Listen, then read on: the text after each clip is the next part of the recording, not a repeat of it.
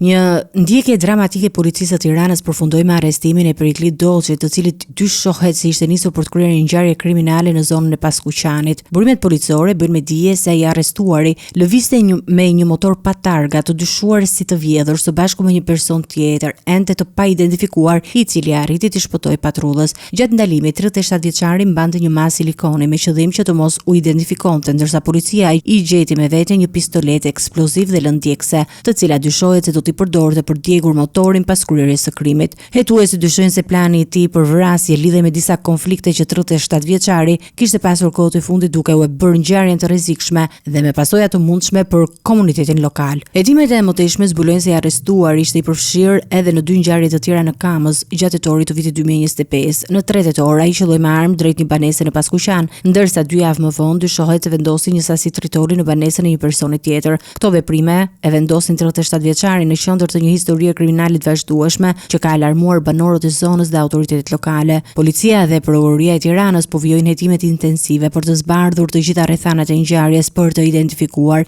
personin tjetër të përfshirë në këtë plan kriminal dhe për të parandaluar çdo akt të mundshëm të dhunës. Një hetim i tillë synon jo vetëm arrestimin e autorëve, por edhe parandalimin e rreziqeve të ngjashme në të ardhmen, duke garantuar sigurinë e qytetarëve në zonën përreth Paskuqanit dhe Kamsës.